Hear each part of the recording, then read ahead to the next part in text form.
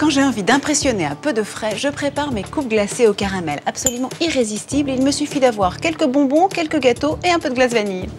D'abord, il me faut des petits biscuits légers, genre gaufrettes, ou éventuellement vous pourriez prendre des gavottes aussi. Moi j'aime bien cela parce qu'ils contiennent du riz soufflé et que ça croque sous la dent. Alors j'en prends à peu près 100 grammes, je les mets dans un sac plastique. Pour les concasser, c'est encore ce qu'il y a de plus simple. Et après, je leur casse la figure.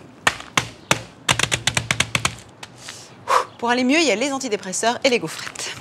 Et maintenant, je vais sortir du congélateur ma glace vanille. Je pourrais très bien utiliser de la glace au chocolat ou au café, mais moi je trouve que la neutralité de la vanille met bien en valeur les autres ingrédients.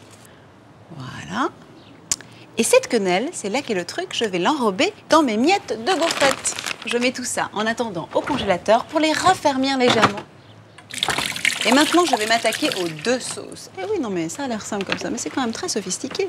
La première sauce, c'est le coulis de chocolat. Et ça, j'en ai toujours prêt à l'avance dans mon réfrigérateur. En gros, c'est un mélange de 1 tiers d'eau, 1 tiers de chocolat et 1 tiers de crème. Et ensuite, pour le fudge au caramel, comme disent les Américains, je mets 10 centilitres de crème liquide et j'ajoute à peu près 6 caramels mous. Bon, évidemment, je pourrais faire le caramel moi-même, mais au moins comme ça, je suis sûre de ne pas le rater. Et en plus, c'est absolument délicieux. Ça marche à tous les coups. Pendant ce temps-là, tiens, j'allume l'autre poêle et je vais y faire rissoler des petites noisettes concassées. Je compte à peu près 20 grammes, pas plus. Quand les caramels sont bien fondus, je peux procéder au montage de mon dessert, comme disent les grands chefs. D'abord, en dessous, c'est très important de suivre l'ordre, le caramel bien chaud.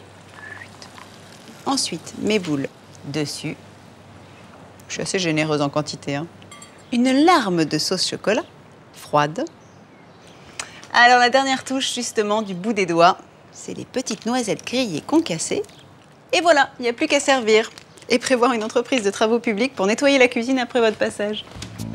À déguster sans modération avec un gourmand, la preuve par l'image que ça ne plaît pas qu'aux enfants. Je vous propose de retrouver toutes mes recettes et mes astuces en vidéo en vous abonnant à Let's Cook, la chaîne de toutes les cuisines.